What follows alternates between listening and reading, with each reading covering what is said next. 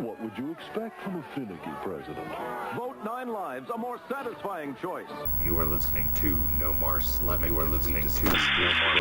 Okay, well, I think we probably left people hanging long enough. Like let's summarize this. Of course, they're going to have to read the book, but can you walk us through this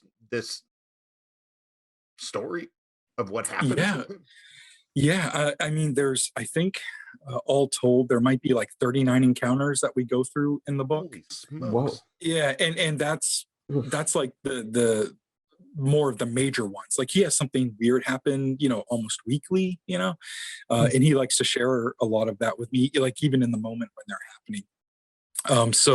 But to chronologically tell a story with a narrative, and in my opinion, I write how I talk, and I also want to write almost like a novelization of what's happening. Sure. It's just so it's interesting to get through. I know growing up and, consuming all these UFO books, they read like textbooks and they were a slog. A lot of them were slogs to get through, maybe Jerome Clark is an exception, or, there's a few out there that are exceptions. 9 times out of 10, I don't do nonfiction or that. Yeah. Well, it's tough to get through. They say the best nonfiction reads like fiction, and the best fiction reads like nonfiction, is a quote I've heard on that. So I think it's true. Yeah. And I'm a proponent of that. So, I strive to do that. I don't know if I'm always successful, but anyways, to start off Mike's story, his story actually starts at like 3 or 4 years old as well. And he was at his grandmother's house. This all takes place in New Hampshire. He was at his grandmother's house at some sort of function. He doesn't remember what the function was about. And he remembers somehow he got outside, which that even seems odd to him, because with a house full of adults, how he got outside without anybody noticing, because his grandmother's house is so close to the road. It was kind of a thing for when the kids went outside, adults had to be there so they wouldn't run out to the street. So he's wondering how he got outside. Now, this first encounter actually happened with his little cousin. So his cousin, I believe, was just maybe 2 years old at the time. Mike is like 3 or 4 years old. And he remembers being compelled to go outside. He finds himself outside. He's with his cousin, and he sees this, for lack of a better term, a silver disc rise from this thicket of trees that's probably a quarter mile behind his grandmother's house. It rises up, and now it's above the treetops, and it floats fairly slowly towards them, and it stops over this telephone pole that's basically in his grandmother's driveway. And he recalls that they're both standing there just staring up at it. And then he describes what's like a bad B-movie edit, where a second later they're standing in a different portion of the driveway, and the UFO is now hovering over a slightly different spot in the sky. And it all happened like in a second. And he was just like, whoa, what just happened? Like there was a skip in time or something. And then he said after that time, or did Ed Wood direct this? Right, exactly. And he said after a moment, the UFO just shot straight up and out of sight. He recalls the whole thing only lasting for a few seconds, doesn't remember a whole lot about after that. So it wasn't until his 20s when he had his one and only hypnotic regression session. And he was actually part of a paranormal team who was doing an investigation. And the place that they were investigating, the owner of that place actually did hypnotic regression. And as like a trading of services, this hypnotic regression person offered each team member a session for, multiple investigations of his place. And when it was Mike's turn, the hypnotic regression person decided that, or told him in this odd way that there's something that happened when you were young, and that's what we need to talk about, and it was like a bit of an unspoken thing. And Mike was like, oh, okay. And Mike wasn't really thinking it was about the UFO, but maybe thought it was. He wasn't sure if this person was psychic or what was really going on there. So they have this hypnotic regression session, and I've heard the tape. It's fascinating and sad. I actually include part of it in a podcast I did last year, and I actually transcribe almost the full thing in the book. But during this hypnotic regression, Mike recalls seeing the UFO at a much lower level than the telephone pole. It's probably 35 feet around, something like that, maybe 20 feet high. There's a window. He said that there was light emanating from this window that kind of seemed like the dome light in a car, like a soft yellow.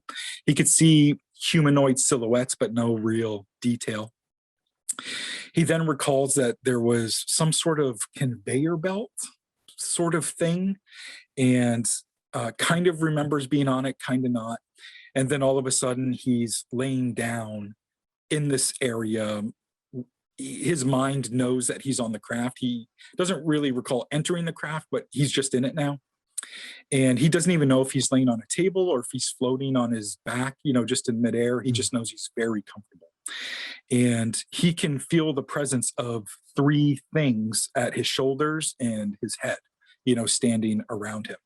And he said there's also some sort of commotion going on down by his feet. And he also thinks his cousin might be down towards his feet, maybe laying on another table or floating in the air down there.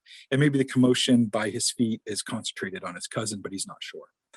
He described them as really like tall gray aliens, although he described their skin as like olive, greenish, brownish sort of color.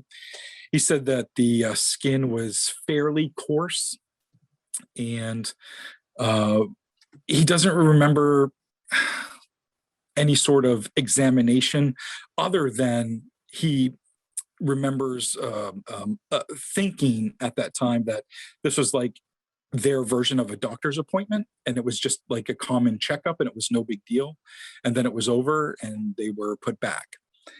And that's really the extent of his encounter inside the craft. And again, he didn't know any of that or remember any of that till he was in his 20s. Yeah, through the regression. When he came out of the regression, did he now cognitively remember this? I'm not really sure how that works. Yeah, I'm not sure how that works either. And Mike would be honest and say, you know what? I don't know. I don't know if it's just listening back and I remember, but sure. But yeah, he that memory is now in his head. How it got there, I'm not 100%. Yeah. Now, what happened the following years since that first encounter, while he's still young, he ended up having this 9-month-long series of visits to his home. And he described it as almost like school lessons. He kind of remembers the beginnings and the ends of them and doesn't really remember a whole much about the middle of it. But during a 9-month period, almost weekly, he was visited by what he called like these smoke aliens. They kind of looked wispy and sort of humanoid. But inside of them, it was just all shadowy and wispy, and could never visually see them perfectly. But his consciousness knew that they were, 4 different figures. It's really hard to explain, what he saw. But that's what he told me that he experienced. And he said that there were 2 males, and the 2 males, in his opinion, seemed military of some sort. And they were really by the book. They were all about, him making sure that he gets his lesson plans done. They were very concerned about time, like this starts then and then it ends then, and now we got to go. He also describes one of the entities as a young boy, right around his age. And then he described another one as as female and sort of a teacher / motherly person, and that was the one giving the lessons. He recalls one time that the child entity was sitting on the floor. Mike asked if he could sit next to the boy, and he was granted permission. Everything was happening telepathically, he said. He was sitting next to the boy, and he looked over at the child entity and asked in his head, "What are you?" And he said the child entity put this image in his mind of Rosie the robot from the Jetsons. And he took that comedically, and he said they shared like a humorous moment together. And I thought that was kind of sweet, actually.